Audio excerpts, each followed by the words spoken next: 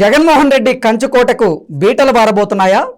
కడప జిల్లా వైఎస్ఆర్సీపీ లీడర్లు ఇప్పుడు సైకిల్ సవారీకి సిద్ధమయ్యారా? విజయసాయిరెడ్డి సొంత బామ్మర్ది ద్వారకానాథ్ రెడ్డి టీడీపీలో చేరిన నేపథ్యంలో టీడీపీకి వైఎస్ఆర్సీపీకి సంబంధించినటువంటి టాప్ సీక్రెట్ను లీక్ చేశారా అంటే అవుననే సమాధానం ఇస్తున్నారు కొంతమంది రాజకీయ విశ్లేషకులు. ఇక ఇదే అంశానికి సంబంధించి మనతో మాట్లాడేందుకు ప్రముఖ రాజకీయ విశ్లేషకులు అంకమరావు గారు మనతో ఉన్నారా? ఇంత మాట్లాడదాం. సార్ నమస్తే అండి. నమస్తే కృష్ణ గారు. సార్, జగన్మోహన్ రెడ్డి కంచుకోటకు బీటలు వారబోతున్నాయా? కడప జిల్లా వైఎస్ఆర్సీపీ లీడర్లు కొంతమంది ఇప్పుడు సైకిల్ సవారీకి సిద్ధమయ్యారా? విజయసాయిరెడ్డి సొంత బామ్మర్ది ద్వారకానాథ్ రెడ్డి నిన్న టీడీపీలో జాయిన్ అయిన నేపథ్యంలో వైఎస్ఆర్సీపీ టాప్ సీక్రెట్ను ఇప్పుడు చంద్రబాబు గారికి అలాగే టీడీపీకి లీక్ చేశారంటూ కూడా ఒక వార్త సోషల్ మీడియాలో చక్కర్లు కొడుతున్న నేపథ్యంలో ఏంటి సార్ ఈ వార్తలో వాస్తవం ఉందా అంటే ఏం చెప్తారు? వాస్తవాలే ఇవి, ఇందుట్లో ఎలాంటి సందేహాలు లేవు, దాని గురించి వేరే ఆలోచన కూడా లేవు. ఇది ప్రజా వ్యతిరేకత అనేది అర్థమైంది జనాలకి. దానికి తోడు ఇలా యాత్రలు ఈ మధ్యకాలంలో పులివెందల వెళ్ళటం నాయకులు, మరి అట్లాగే చంద్రబాబు నాయుడు గారికి ఘన స్వాగతం పలకటం, ముఖ్యంగా లోకేష్ బాబు యువగళం పాదయాత్ర కడప జిల్లాలో చాలా చారిత్రాత్మకంగా జరిగింది, అందుట్లో సందేహం కూడా లేదు. చాలా గొప్పగా జరిగింది. పార్టీ శ్రేణుల్లో ఒక నూతన ఉత్సాహాన్ని మంచి నమ్మకాన్ని ఏర్పాటు చేసింది లోకేష్ బాబు గారి పాదయాత్ర. పాదయాత్ర కాదు ఇక్కడ ముఖ్యం, పాదయాత్ర అనేది నాయకులు చేస్తారు, జనాలు వస్తారు. ఎందుకంటే నాయకులు తిరిగేటప్పుడు మరి శ్రేణులు రావడం అనేది సాధ్యమే కదా. మరి 60 లక్షల మంది కార్యకర్తలు ఉన్నటువంటి తెలుగుదేశం పార్టీకి జనం రారని ఎందుకు అనుకుంటాం? అంటే ఇక్కడ జరుగుతున్న విషయాలు ఏంటంటే గత 4 ఎన్నికల పర్యాయాల నుంచి కడప జిల్లా చాలా వెనకబడిపోయింది తెలుగుదేశం పార్టీ. మొన్న జరిగిన ఎన్నికల్లో అయితే మాత్రం 10కి 10 స్థానాలు కూడా జగన్మోహన్ రెడ్డి గారికి రావడం కూడా జరిగింది. ఇవన్నీ దృష్టిలో పెట్టుకున్న తర్వాత ఎక్కడ లోపం ఉంది ఏంటి అనేది ఇప్పటి వరకు దాని మీద పెద్దగా సమీక్షలు చేయలే. ఎందుకంటే మొట్టమొదటి కూడా చూసుకుంటూ ఉంటే 1983 కావచ్చు, 85 కావచ్చు, మరి ఆ రోజు కూడా రాజశేఖర రెడ్డి గారు మరి కాంగ్రెస్ పార్టీ అధ్యక్షులుగా ఉండే 85లో పోరాటం కూడా చేయటం కూడా జరిగింది కదా. కానీ ప్రజలు తెలుగుదేశానికి పట్టం కట్టారు అక్కడ. ఇవన్నీ చూసుకుంటూ ఉంటే మనకి ఒక్కసారిగా రామారావు గారు పార్టీ అధ్యక్షుడు నుంచి చంద్రబాబు నాయుడు గారి చేతిలోకి తెలుగుదేశం పార్టీ వచ్చిన తర్వాత అంత దూకుడుగా ఎందుకో కడప జిల్లాలో వీళ్ళు ప్రయాణం సాగించలేకపోయారు. అది మాత్రం వాస్తవం.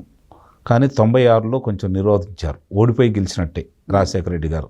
5000 పైచిలుకు తప్ప ఆయనకి ఆధిక్యత రాల. మొత్తం కడప లోక్సభ పరిధిలో.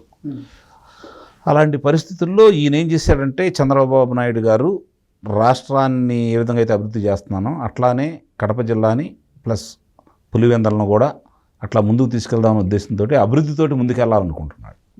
కానీ అక్కడున్న ఆ జిల్లాకున్న పరిస్థితులు వేరు. అక్కడ అభివృద్ధికి ఉంటే కూడా అక్కడ స్థానికంగా ఉన్నటువంటి రాజశేఖర రెడ్డి గారు ముఖ్యమంత్రి అనే వ్యక్తిగా అతన్ని ముందుకు తీసుకొస్తున్నారు కాబట్టి వాళ్ళు కాంగ్రెస్ పార్టీ వాళ్ళు తీసుకురాకపోయినా తనకు తాను ముఖ్యమంత్రి అభ్యర్థిగా ప్రకటించుకుంటూ ముందుకెళ్ళాడు ఆయన. అదే ఆయన రాజకీయంగా కడప జిల్లాలో ఆయన అంత బలంగా ఎదగడానికి కారణం, రాష్ట్ర వ్యాప్తంగా కూడా ఎదగడానికి కారణం.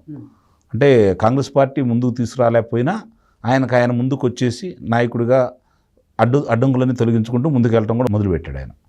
ఆ ప్రస్థానంలో తెలుగుదేశం పార్టీ వెనకబడిపోయింది. అలాగే రాజారెడ్డి గారు ఉండగా ఆయన చేయాల్సిన కార్యక్రమాలన్నీ చేసేసి రాజశేఖర రెడ్డి గారికి ఏమేమి చేయాలో అన్నీ చేసి పెట్టాడు. కాబట్టి ఒక బలమైన నాయకుడిగా ఆంధ్ర రాష్ట్రానికి రాజశేఖర రెడ్డి గారిని చూపించడానికి అవకాశం దొరికింది. ఆయనకి ఏంటంటే ఎన్నిక ఆధిక్యతను నిలుపుకుంటూ వస్తున్నాడు కాబట్టి, పెంచుకుంటూ వస్తున్నాడు కాబట్టి నిజమే కావాలా. మిగిలిన వాళ్ళందరూ ఏమనుకుంటున్నారు, ఎక్కడ ఏ రోజుకి ఆ రోజు మనం ఎట్లా చూస్తున్నాం రాష్ట్రం మొత్తం రాబోతుంది, మన నాయకుడు ముఖ్యమంత్రి అవుతాడన్న భావంతో ఆ కడప జిల్లా ప్రజలు ఇక్కడ ఈ తెలుగుదేశం పార్టీ వాళ్ళు పట్టించుకున్న కారణం నిస్సందేహంగా అది చంద్రబాబు నాయుడు గారి యొక్క అంటే అభివృద్ధి తప్ప ఈ ముఠాతత్వాన్ని పెంచి పోషించే అవకాశం లేదు కాబట్టి ఆయన ముందుకెళ్తా ఉంటే అది వాళ్ళకి నచ్చలే అక్కడ ప్రజలకి. ఈయన మెతక వైఖరి రాజశేఖర రెడ్డి గారికి బాగా ఉపయోగపడింది. ఓకే. కానీ ఇప్పుడు జరుగుతున్న పరిణామాలు చూసుకుంటూ ఉంటే అక్కడ జరుగుతున్న సంస్థాగతంగా ఏంటి, మనకు జనాభా ఉన్నారు, కానీ ఎందుకు మనం ఓడిపోతున్నాం అనే దాంట్లో ఈరోజు లోకేష్ క్షేత్రస్థాయిలో ముందుకెళ్తున్నాడు. అంటే క్షేత్రస్థాయిలో ఏం జరుగుతుందో అతను ఇప్పుడు ప్రజల్లోకి వెళ్ళిన తర్వాత స్పష్టంగా అర్థమైపోయింది. అర్థమైపోయిన తర్వాత ఎవరి వల్ల పార్టీకి నష్టం జరుగుతుంది, మనకి శ్రేణులు ఉన్నా కూడా ఎందుకు ముందుకు వెళ్ళలేకపోతున్నాం అనే విషయంలో. ఎందుకంటే గతంలో అక్కడ వచ్చేతలకి జిల్లా పరిషత్తు గెలిచిన సందర్భాలు ఉన్నాయి, అలాగే మరి శాసనమండలి సభ్యులు 2 సార్లు కూడా గెలిచారు. బీటెక్ రవి గారు గెలిచారు వివేకానంద రెడ్డి గారి మీద, మొన్న వచ్చేతలకి రామరెడ్డి గారు గెలవడం కూడా జరిగింది. ఇవన్నీ చూసుకుంటా ఉంటే క్షేత్రస్థాయిలో బలం ఉంది, కానీ దాన్ని మనం చూపించలేకపోతున్నాం. సరైన నాయకత్వం లేదు. దీన్ని గుర్తించిన వ్యక్తి లోకేష్ బాబు, అందుట్లో సందేహం ఏం లేదు. ఆయన ఒక ప్రణాళికబద్ధంగా ముందుకెళ్తున్నాడు. ఈరోజు యువతకి అతను మార్గదర్శిగా తయారయ్యాడు, అందుట్లో సందేహం కూడా ఏం లేదు. అలా లోకేష్ బాబు గారి పాదయాత్ర, అలాగే ఇప్పుడు జరుగుతున్నటువంటి ఎన్నో ఆశలతోటి రాజశేఖర రెడ్డి గారు అబ్బాయిగా ఈయన ముందు తీసుకుంటుంటే కడప జిల్లాని నిర్లక్ష్యం చేయటం, ముఖ్యంగా పులివెందలను కూడా నిర్లక్ష్యం చేయటం, పార్టీ శ్రేణులు కలవాలన్నా కూడా పరదాల చాటున ఆయన తిరగటం, కలిసే అవకాశాలు లేకపోవటం, ఇవన్నీ ప్రతికూల పరిస్థితులుగా ఈరోజు వాళ్ళకి కనపడతా ఉండే చాలా స్పష్టంగా. దానికంటే కూడా వివేకానంద రెడ్డి గారి హత్య అనే ఉదంతాన్ని ఈరోజు వారికి చాలా దారుణమైన ఇబ్బందికరంగా పరిణామంగా తయారైంది. ఎందుకంటే ఎవరు చేశారు అనేది అన్ని వేళ్ళు అవినాష్ రెడ్డి గారి కలిసి చూపిస్తూ ఉండే తలకి ఇది రాజకీయంగా వాళ్ళిద్దరు కుటుంబంలో జరిగిన ఆధిపత్య పోరులోనే అతను అంతమొందించారనే అభిప్రాయానికి కడప ప్రజలందరూ కూడా రావడం కూడా జరిగింది.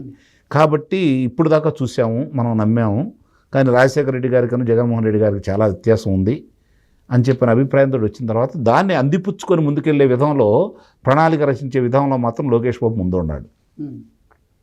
దానికి తోడు పులిమేర పుట్టలాగా ఇప్పుడు విజయసాయిరెడ్డి గారి బావమరిదితో సహా ఈరోజు వచ్చి తెలుగుదేశం పార్టీలో చేరారు. అంటే నాయకులకు అర్థమైపోతూ ఉంది, ప్రజల యొక్క అభిప్రాయం అర్థమైపోతూ ఉంది. ఆ అర్థమైపోయినప్పుడు నిన్నగాక మొన్న జరిగినటువంటి పులివెందల్లో పార్టీ కార్యాలయాన్ని ప్రారంభోత్సవానికి ఇంతవరకు ఎప్పుడు రాని విధంగా జనం రావడం కూడా జరిగింది. మంచి స్పందన వచ్చింది, విపరీతమైన స్పందన వచ్చేసింది. మరి చంద్రబాబు నాయుడు గారు వెళ్ళినప్పుడు గడపలో ఆయన సింహనాదానికి వీళ్ళు కుదేలైపోయారు. అంటే ఇక్కడ ఒక్కోటి వైఎస్ఆర్సీపీ పార్టీకి ఎదురు దెబ్బలు చాలా స్పష్టంగా కనపడతా ఉన్నాయి. ఈ మధ్యకాలంలో ఒక వార్త వచ్చింది సార్, అసలు పులివెందుల ప్రజలు జగన్మోహన్ రెడ్డి పైన తిరుగుబాటుకి సిద్ధమయ్యారని. అది గ్రహించినటువంటి జగన్మోహన్ రెడ్డి ఈసారి అసలు పులివెందుల్లో పోటీ చేయకుండా ఈసారి వైజాగ్ నుంచి పోటీ చేయబోతున్నారంటే కూడా ఒక వార్త వస్తుంది. జమ్మల మడుగు కూడా పోటీ చేయబోతుందనే వార్త వస్తుంది. అది చాలు వాళ్ళు ఓడిపోతున్నాం అని చెప్పిన ప్రజలకు సంకేతం ఇవ్వటానికి.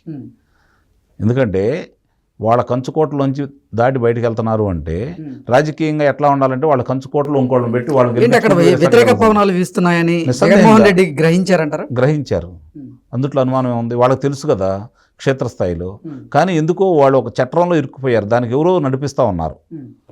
అది జగన్మోహన్ రెడ్డి గారి చేతిలోంచి వెళ్ళింది, పార్టీ వెళ్ళింది, కడప జిల్లా వెళ్ళిపోయింది, అలాగే పులివెందులు కూడా వెళ్ళిపోయింది.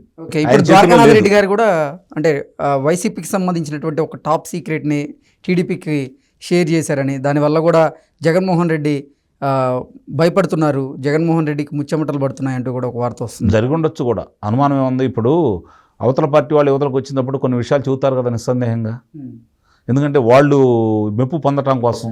ఎందుకంటే జగన్మోహన్ రెడ్డికి సంబంధించినటువంటి ప్రతి విషయం కూడా విజయసాయి రెడ్డికి తెలుసు. విజయసాయి రెడ్డికి తెలిస్తే తన సొంత బామ్మర్ది అయినటువంటి ద్వారకానాథ్ రెడ్డికి తెలిసే అవకాశం ఉంది. కాబట్టి ఆయన ఆ సీక్రెట్ని షేర్ చేసుకునే అవకాశం ఉందా అంటే ఏం చెప్తాను? దాన్ని నేను ఒప్పుకోను. ఎందుకంటే ఎట్లా ఉంటాయి అంటే భార్య బిడ్డలకే చెప్పరు, బామ్మర్ది చూతారని అయితే అనుకోను. కొన్ని విషయాలు అందులో విజయసాయి రెడ్డి గారు సిబిఐ వాళ్ళకే చెప్పను, ఆయన బామ్మర్ది చూతాడా?